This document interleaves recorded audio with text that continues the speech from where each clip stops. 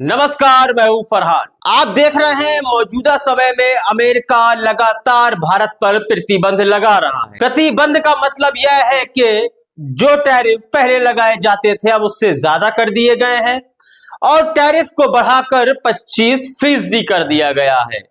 यह भारत के लिए एक सजा के तौर पर है।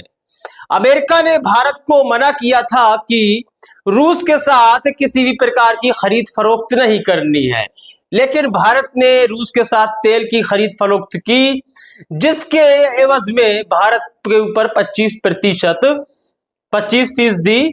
टैरिफ लगाया गया है।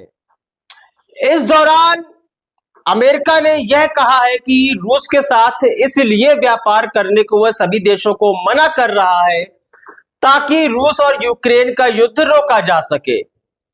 अमेरिका का कहना है, यानी कि ट्रंप का कहना है कि रूस के साथ यदि आप खरीद फरोख्त करते हैं तो उसकी अर्थव्यवस्था में उछाल मिलेगा उसे, यानी कि वह अपनी अर्थव्यवस्था स्थिर रख सकता है।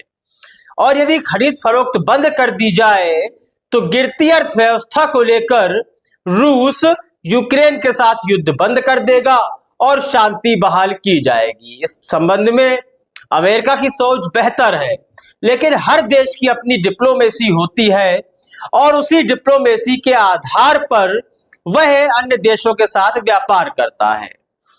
अमेरिका के इस बयान को लेकर भारत की तरफ से कई बयान आए हैं, प्रतिक्रिया आई हैं, लेकिन कोई कड़ी प्रतिक्रिया भारत की तरफ से नहीं आई।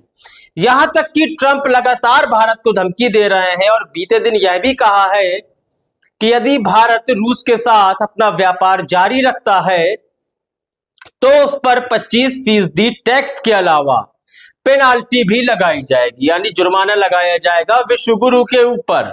यह अमेरिका का कहना है। भले ही भारत ने अमेरिका को किसी प्रकार का जवाब ना दिया हो, लेकिन भारत का बदला शायद चीन ने ले लिया है। चीन ने कहा है कि अमेरिका और डोनाल्ड ट्रंप अन्य देशों को रूस के साथ व्यापार करने को मना कर रहे हैं ताकि युद्ध रोका जा सके यूक्रेन के साथ, लेकिन जो व्यापार अमेरिका कर रहा है रूस के साथ, तो उस संबंध में डोनाल्ड ट्रंप कुछ क्यों नहीं कर रहे हैं। 2024 में अमेरिका ने रूस के साथ $3.5 बिलियन का व्यापार किया, बल्कि यह व्यापार कम हुआ है पहले से, लेकिन व्यापार हुआ है 2024 में। और किस चीज का व्यापार हुआ है मैं आपको बताता हूं। इसमें खाद, उर्वरक, विमान के पुर्जे, प्लेटिनम, प्लाईबोर्ड, फॉस्फेट, इसके अलावा बहुत लंबी फेहरिस्त है जो व्यापार अमेरिका रूस के साथ करता है।